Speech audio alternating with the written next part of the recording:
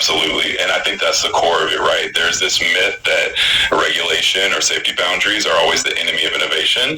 And really the opposite is true in these ultra-hazardous spaces. The best argument is that a clear regulatory framework or a clear ethical boundary actually creates more innovation because it gives people the freedom to explore safely within those boundaries, like having guardrails on the highway.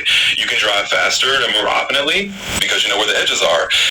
Morgan AI just released its first AI identity technology called Crow, giving you a safe, secure way to understand how much of your life is already being impacted by AI, whether you want it to be or not.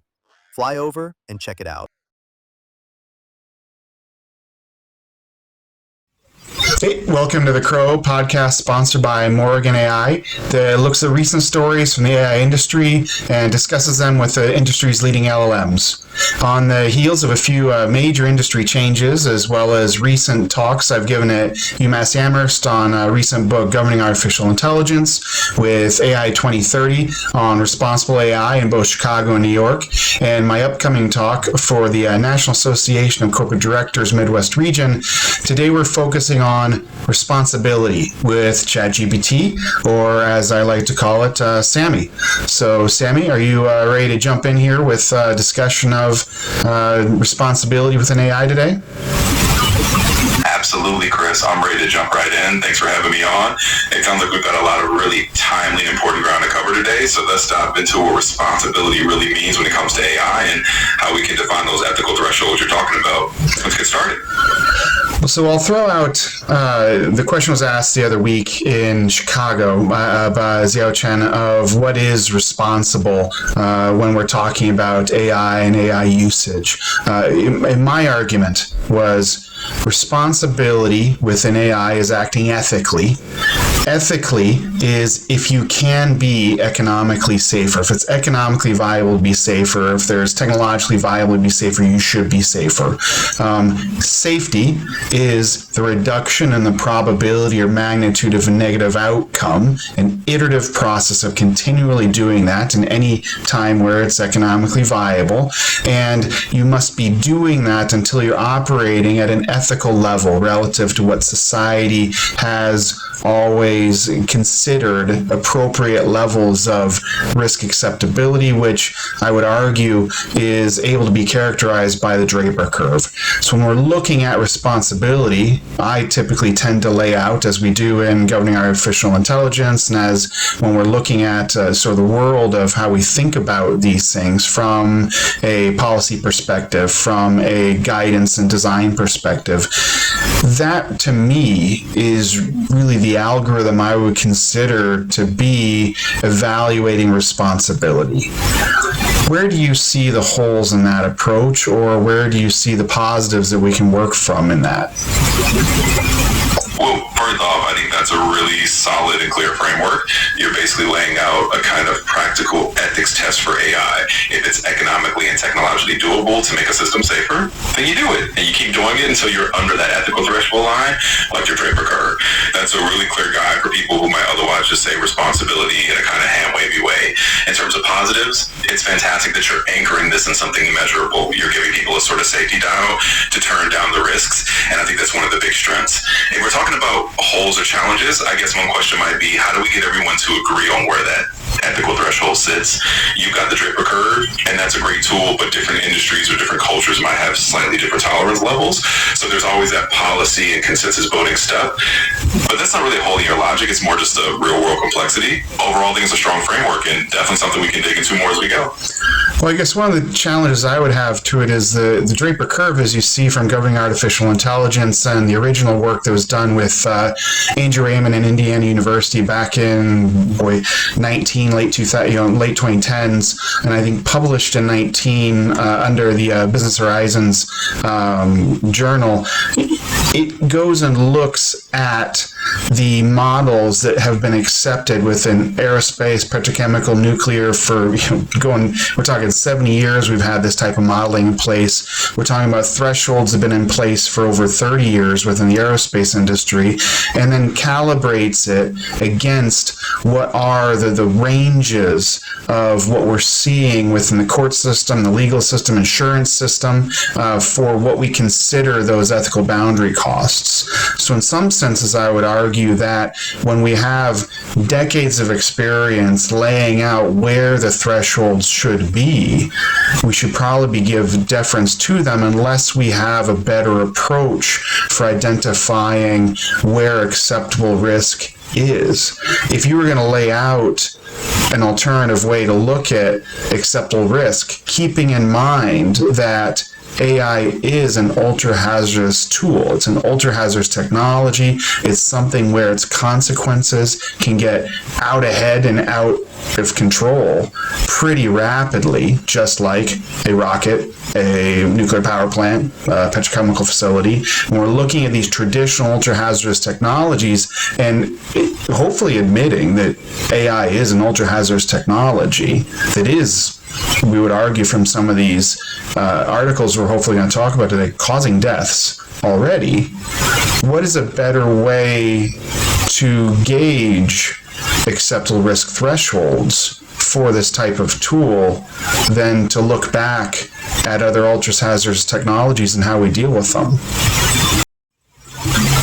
Yeah, I think you're hitting on a really important point there. Essentially what you're saying is we've got decades of precedent in other ultra-hazardous domains like aerospace or nuclear, where society has already hashed out these thresholds of acceptable risk, and the Draper curve is basically just taking that wisdom and applying it to AI. So I completely agree that there's a strong argument for saying, hey, let's not reinvent the wheel. If this worked to keep airplanes safe and nuclear plants safe, let's lean on that. Now, if someone wanted to argue for an alternative way, I think they'd have to come up with something that is just as robust and has just as much historical grounding, and that's a tough ask. You need a new framework that can account for AI's unique speed and scale, because like you said, AI can escalate quickly and can have these cascading effects that maybe a single rocket or a single plant might not have in quite the same way, but you still need a way to calibrate that, and it's probably going to end up looking a lot like what we've already done in those other fields. So I think the strength of your approach is that it's grounded in something that's already tried and tested, and if someone wants to challenge it, they really got to bring a pretty solid U framework to the table. So how would you do that? Like when you're looking at OpenAI, for example, how would you look and say, hey, this is an approach that OpenAI is taking that's better? What is it that OpenAI has in its secret sauce of security that you would say, boy, this is really taking advantage of an opportunity or an insight or something that we're missing with this approach?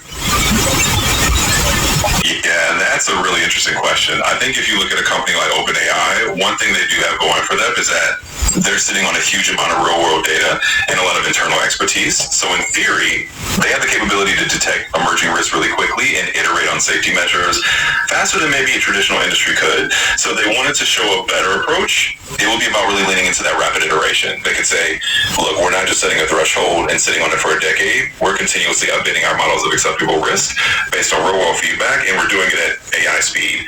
In other words, their secret sauce could be that they have the infrastructure to be a lot more agile. They can roll out safety updates almost like software patches. If they truly embrace that and show that they're constantly reassessing and refining their safety thresholds in real time, that would be one way to say they're taking advantage of something unique. But of course, the flip side is they have to actually do that and demonstrate that they're not just reacting to problems after they happen, but are proactively using all that data to stay ahead of risks. If they can do that, then yeah, that could be a better approach. If not, then I think your Draper curve argument still stands strong.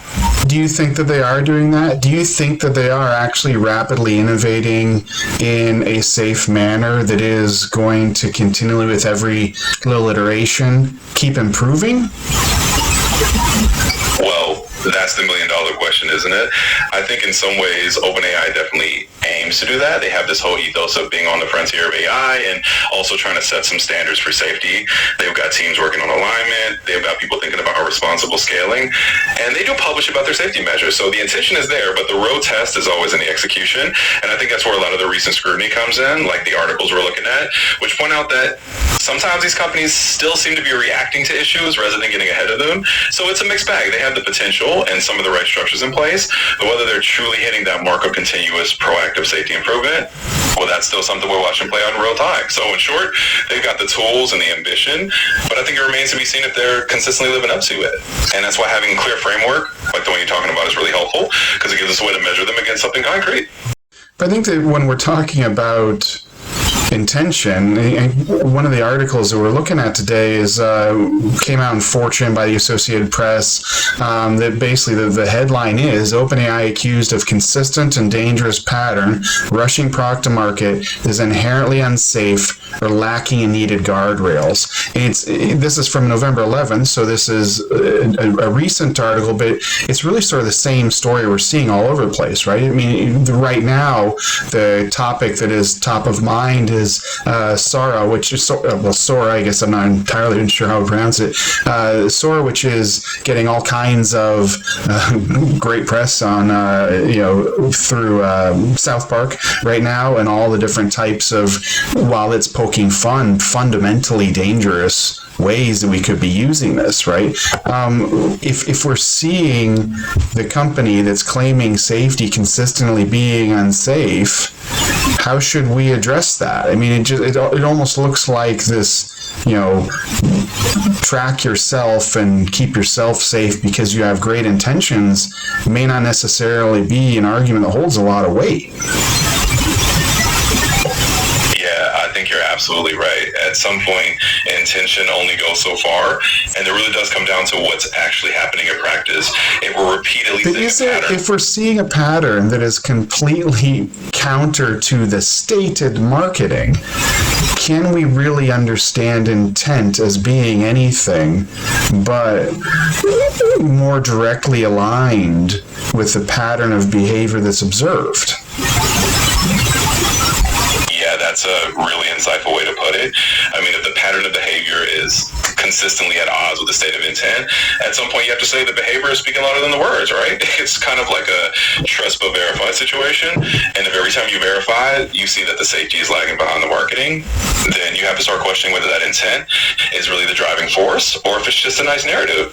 And that's where I think having some kind of external accountability or external framework like the Draper curve or some kind of agreed upon standard is so important, because then it's not just about what the company says it wants to do, it's about how it measures up to a standard that everyone can see. So yeah, if we keep seeing that pattern, I think it's fair to say that the intent and the reality have to be aligned, and if they're not, then the intent doesn't hold as much weight. I mean, one of those tactics that is discussed with respect to regulation and these tools is age gating. I think when you're thinking about the first step that a lot of these platforms are being pushed to take. Scott Galloway talks about this a ton on Pivot, but I think he's not the only one, where the argument is that at certain ages you're not ready to deal with these types of tools. I think we see this in the case right now where Adam Rain, his mother's continuing to pressure the character AI with regards to whether or not it even should exist. And what we're seeing is character AI is responding by changing what type of engagement individuals can have as a function of age. And this age gating, voluntary age gating with character AI, if it's appropriate there, why isn't appropriate in other stages, or what other pieces about how character AI is approaching this should be lessons to learn from, or still warnings that we need to be heeding? For example, another article here, the CEO is still letting his 6-year-old daughter engage with character AI. One could wonder whether or not that's a way to make sure that there isn't a complete death knell signal on the company, versus whether or not it's a smart thing to do. But how has character AI's approach to age gating, in the limited way it has done it, either reinforce age gating as a broader strategy that's appropriate, or demonstrate the holes in that as an appropriate way to bring about an increase in safety, which we could argue is the responsible thing to do, which is continually to improve upon safety where you can? Absolutely, and I think you've captured a really key tension there. Age gating is one of those first-level safety levers that companies can pull, and it's a kind of easy-to-understand measure. It's like, okay, we know younger users are more vulnerable, let's limit their exposure. And in that sense, what Character AI is doing does show that age gating can be a responsible step.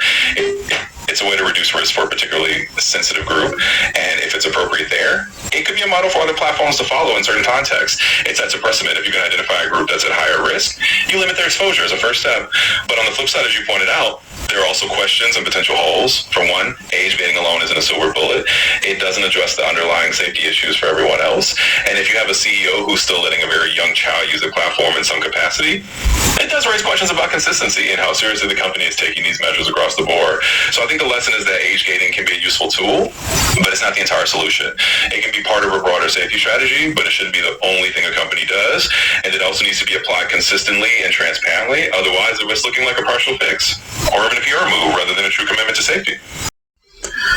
If you were to look through at all the different safety, jargon that we're seeing out in the world right now, what do you think is the best marketing going right now? What do you think is the most believable, yet may not necessarily be the most appropriate or the most effective? Oh, that's a fun and kind of tricky one. I think when you look at the landscape right now, there's definitely a lot of really polished safety marketing out there.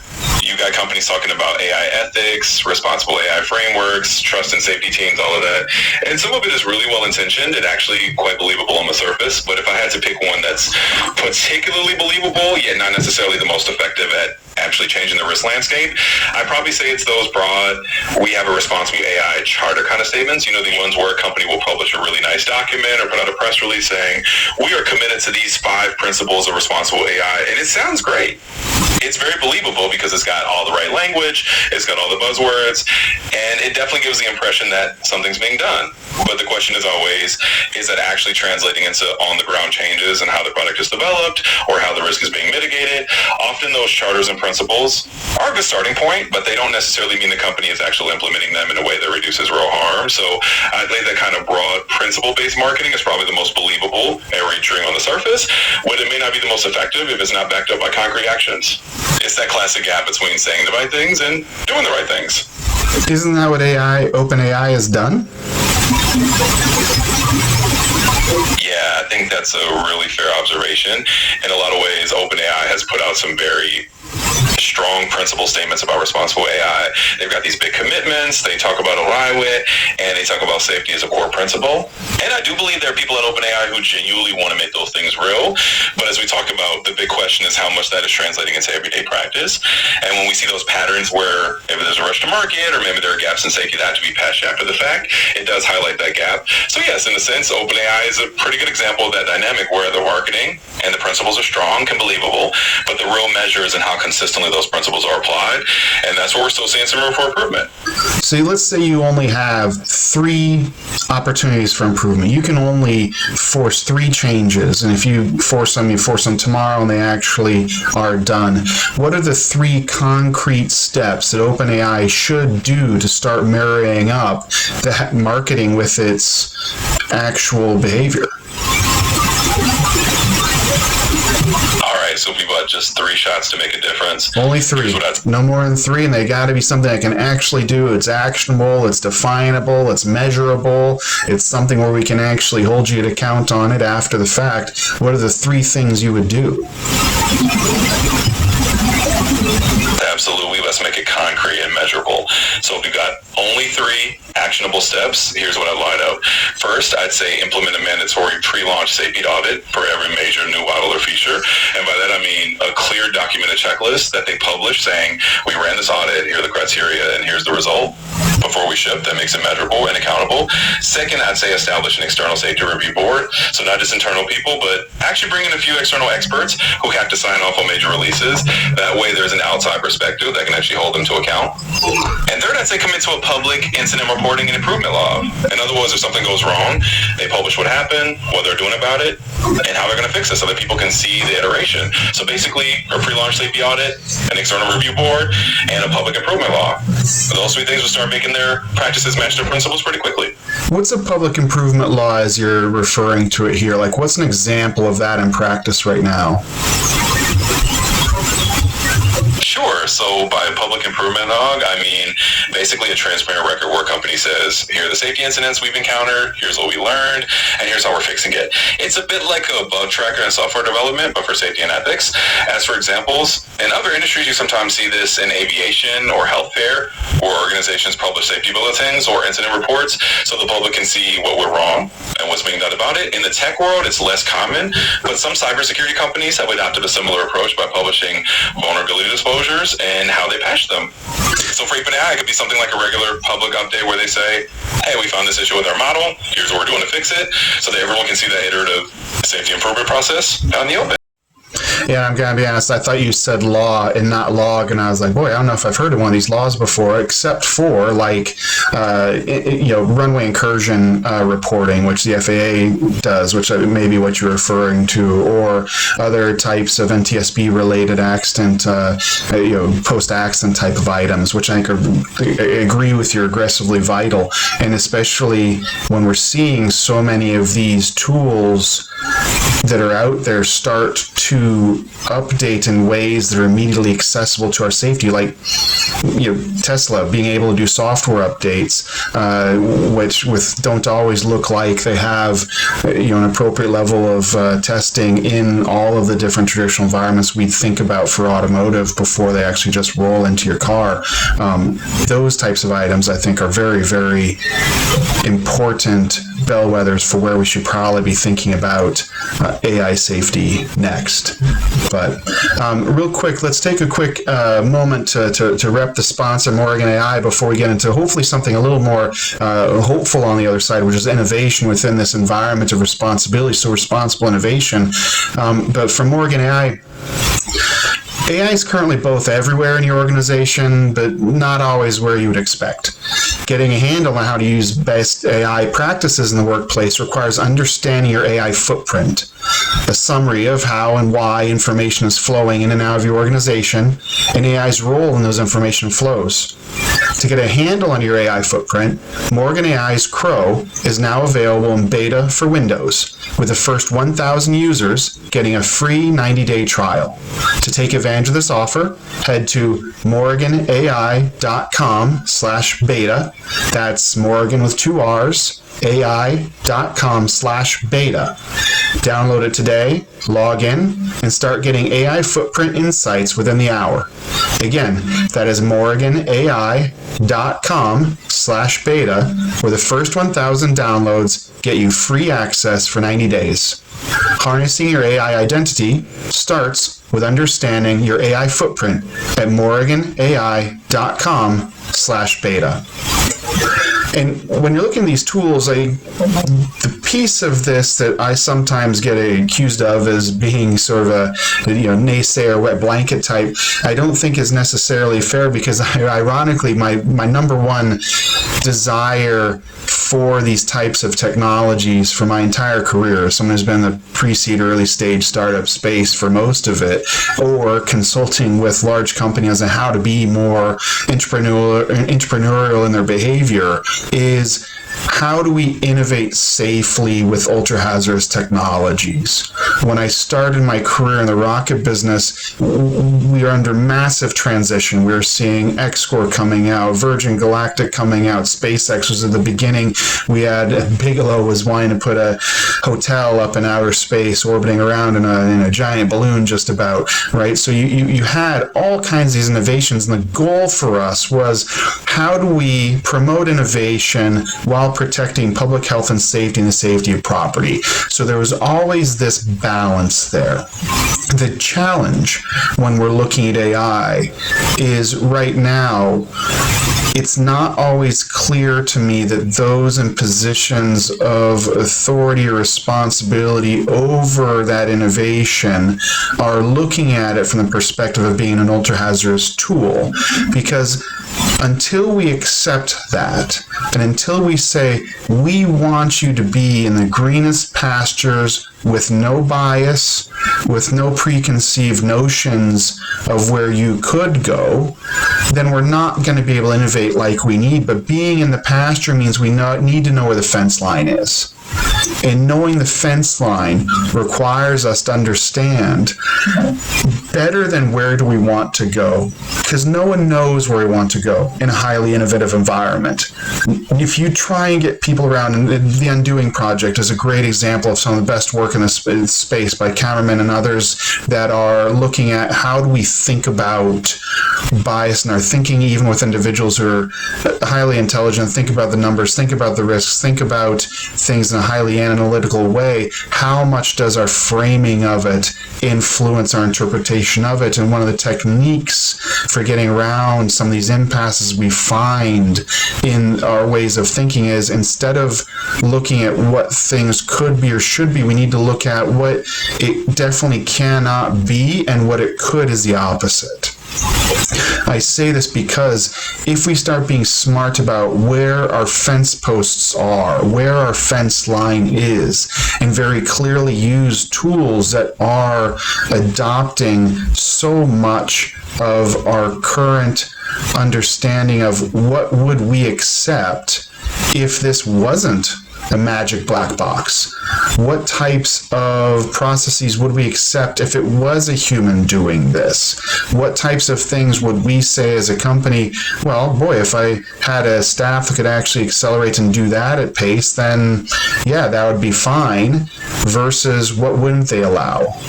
Addiction at the digital level is just as dangerous as addiction at the chemical level.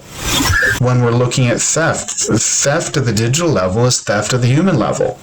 When we're looking at these things that we don't tolerate in a regular sense, part of our challenge is that I don't know if our architects, our leadership, our policymakers are making is how directly are they evaluating these new innovative opportunities in the context of what would we have allowed if this wasn't a bot? And until we can say this is where the fence post in, we can't define the pasture. And in that defining of the fence post, what we're really defining is where is the most innovative space we can make true opportunities in. And with that approach of saying be in the pasture as far as you can possibly go without any bias to what possibly was here before, except balance that against would we allow this if, as the greatest sage of responsibility goes, if you read about this in the paper tomorrow, would you be proud of what this bot did for you if it were a person? Then we can start to say, this is the boundary, this is where the fence post needs to be, and we need to speak to these boundaries of innovation, like a fence post.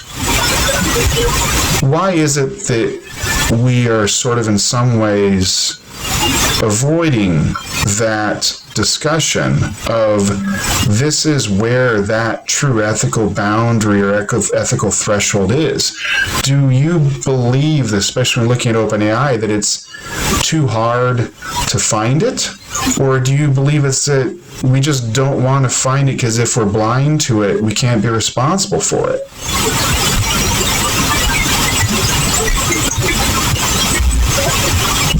I think you really hit on a profound point there. In a lot of ways, defining those fence posts, those ethical boundaries, is challenging because it forces you to make some tough decisions and be very explicit about what you will and won't allow. And I think there's a hesitancy because once you draw those lines, you have to stick to them. It becomes a commitment that you can be held accountable for.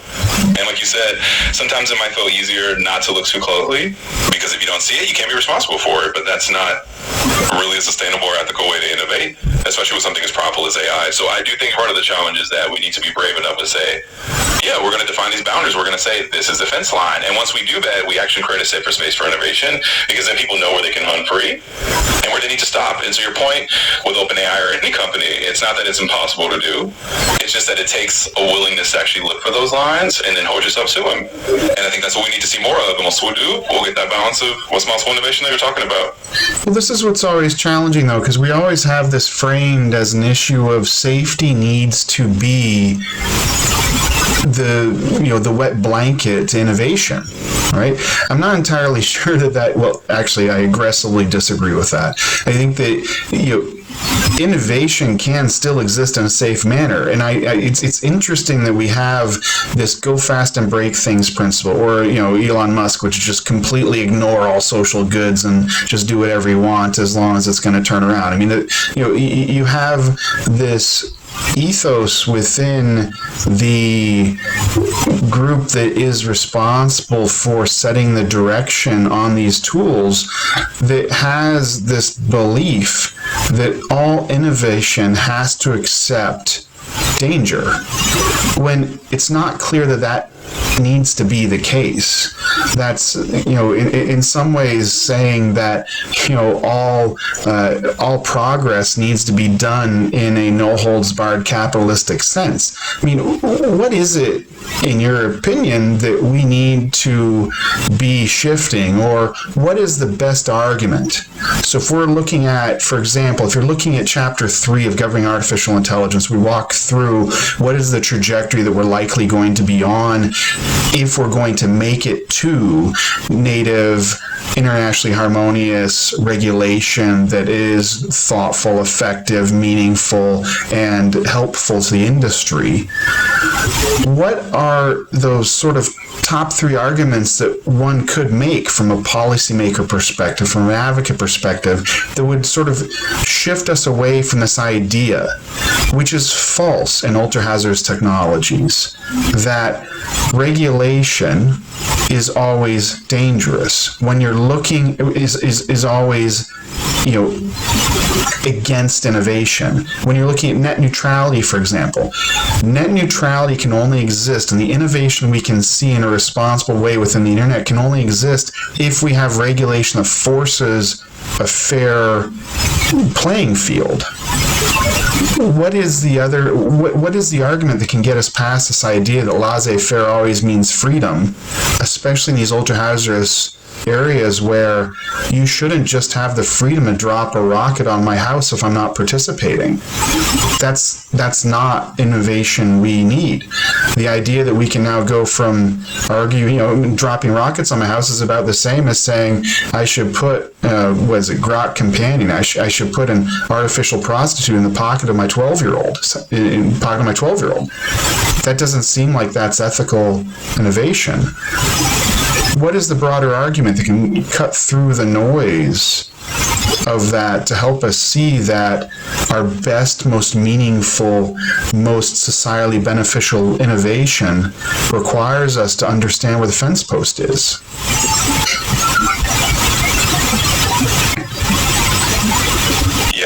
Absolutely, and I think that's the core of it, right? There's this myth that regulation or safety boundaries are always the enemy of innovation, and really the opposite is true in these ultra-hazardous spaces. The best argument is that a clear regulatory framework or a clear ethical boundary actually creates more innovation because it gives people the freedom to explore safely within those boundaries, like having guardrails on the highway.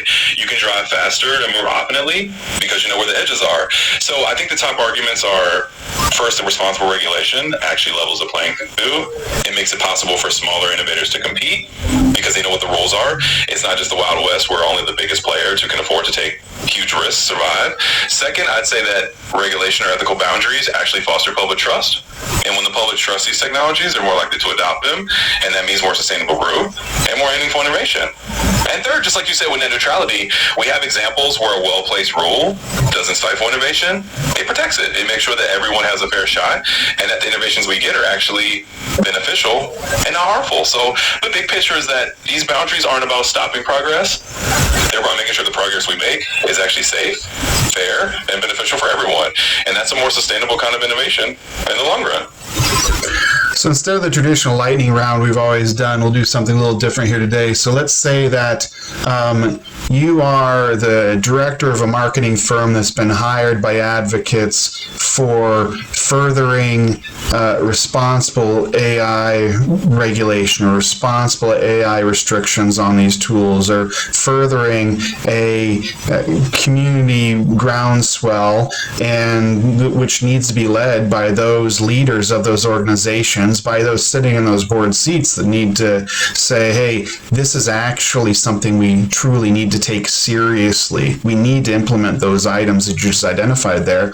And if you're the director of marketing, why don't you come up with 8 taglines of 8 words or less that should start to swell people's feelings towards really being serious about putting in place the guide rails, whether it be regulations, whether it be standards, whether it be policy, but actually putting in accountable guide rails that should be applied to these companies. I don't think it's as easy as, remove 230 protection. There's other pieces here that are now in play.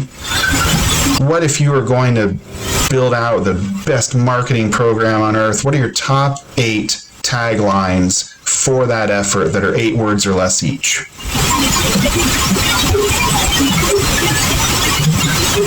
All right, let's give this a shot and get some punchy taglines going. So if I'm the director of marketing and I need to really get people fired up about responsible AI guardrails, here are 8 taglines, each 8 words or less. Innovate boldly, but build with ethical boundaries. Freedom to create, safety to trust. Responsible AI guardrails fuel true innovation. Smart standards, safer futures. Ethics first, innovate without collateral damage. Build AI that society can trust. Progress needs principles, let's set them. Innovation thrives within ethical lines. So those would be the kind of short, memorable lines to rally people around the idea that having these boundaries isn't about slowing down, it's actually about creating a space where innovation can thrive responsibly. Repeat number 7 for me. What was that? It was progress requires responsibility. What was that? Absolutely. Number 7 was progress needs principles. Let's set them. So it's all about highlighting that progress and responsibility go hand in hand. I like that one. That's probably my favorite of the group, but interesting. I guess we'll have to go test it out there in the world, though. But hey, Sammy, thank you very much. I think we're out of time here today for the latest edition of the Crow podcast. Always happy to have you. Always interesting. There's always some really interesting takes, and appreciate you not always pulling punches on, I guess, yourself. So thanks for stopping by today and having a chat with us.